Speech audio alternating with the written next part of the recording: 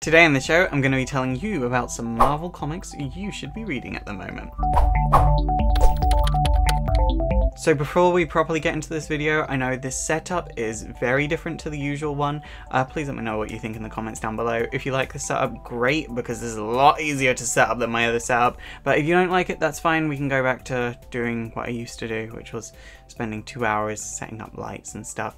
But please let me know in the comments down below. I'll also have an explanation for the change in the description. I don't want to bore you with it in this video because I'm sure not all of you care. So Marvel are under a lot of fire recently for releasing a lot of, quite frankly, crap comics.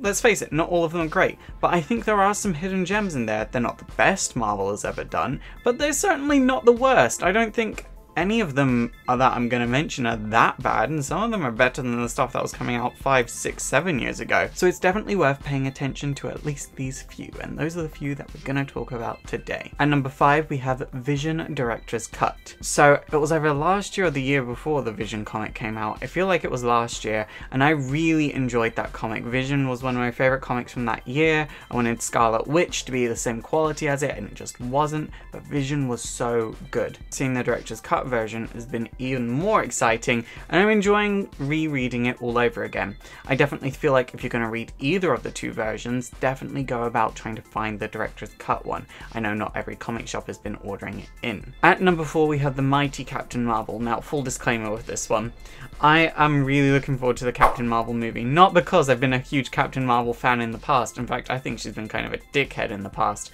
The reason I'm really looking forward to the Mighty Captain Marvel is because I'm a huge Brie Larson fan. I first came across Brie Larson as an actress in the United States of Tara, and I've been a huge fan of hers ever since, and I'm so happy she's reached the heights of fame that she's at the moment. She's an amazing actress, and she's representing Captain Marvel, who's such an important character for Marvel. As a result, I'm sort of aimlessly supporting everything to do with Captain Marvel at the moment. I've been going back and buying pretty much anything that's available digitally of Captain Marvel. I definitely recommend this book though if you're looking for something sort of beginner friendly to do with Captain Marvel. Every issue of this comic is available digitally. There are 7 issues available at the moment. The 8th issue comes out on the 30th of this month. Definitely do check it out. I'd also recommend checking out A-Force, because A-Force was such a good book and will introduce you to a whole range of characters from Marvel that are worth every second of your time. Speaking of people with Marvel in their name, at number 3 we have Ms. Marvel. Now, Ms. Marvel has been one of my favorites from Marvel since it was first released. I'm gonna lay that flat out on the table from now, and it's continued to be great.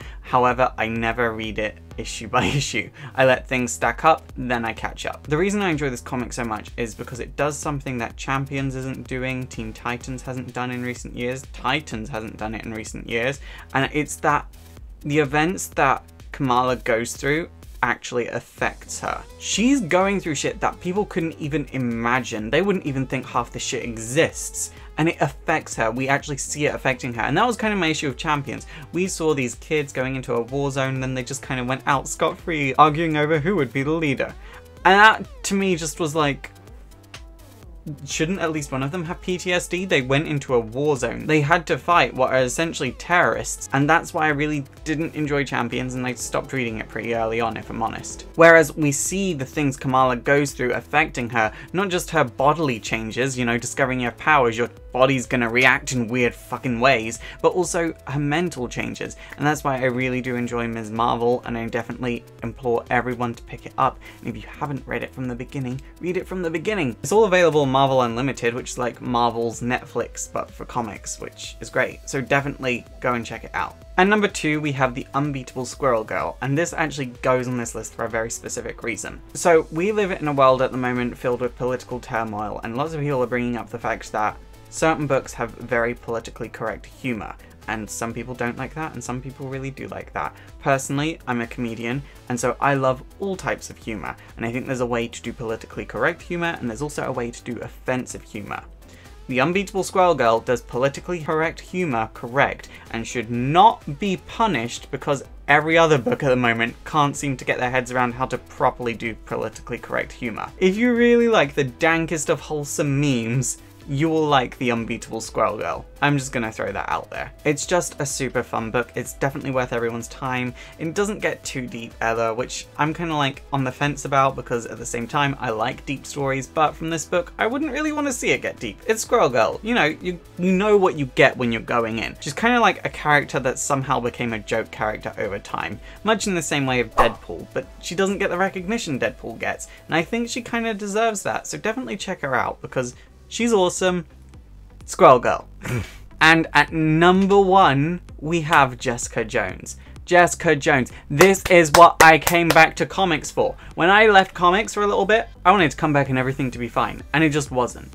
And then I read Jessica Jones and was like, okay, I'm good. I found something I like. The thing that I like about Jessica Jones is that it's not action for the sake of action. The story has a deeper esoteric meaning to it, and it focuses on the character's emotions and interactions, which are 2 very important things for me in terms of enjoying a story. The art also goes with the story, which I feel like isn't something I should have to praise, it should just be a given, but from everything else from Marvel at the moment, and I mean even things on this list, nothing seems to have art that inherently goes with the story, but with Jessica Jones it does. I think if you watched Defenders recently and you liked Jessica Jones in that, you will definitely like this book. If you watched the Jessica Jones Netflix show as well, you will definitely like this book, and if you read Alias back in the day, you might like this book. I'll say this, Alias was way more mature, and I kind of wish this book was more like Alias. Nothing in this list is the best work Marvel has ever done, and in my point of view, Alias is one of the best things to have ever come from Marvel, but this is still a really good book. What I like about it is that the book makes you think, so you're left there for the entire month thinking about this book, so by the time the next issue comes out, you're truly excited for it. It's something that you can genuinely enjoy and get into, so definitely check out Jessica Jones if you like thinking. And that's it for my list. Normally I would give honorable mentions, but honestly, there's nothing that I'm really enjoying enough to give an honorable mention to. That being said, there are other things that I am reading because I can see them potentially getting better. So please watch this space if I didn't mention something that you like, or if I didn't mention something that you like, let me know what it is in the comments down below. Okay guys, that is it for today, so please tell me what you think of the setup, and please tell me any books that you are enjoying from Marvel in the comments down below. Also don't forget to thumbs up, subscribe to all of my social links, check out my Patreon, and I will see you next time.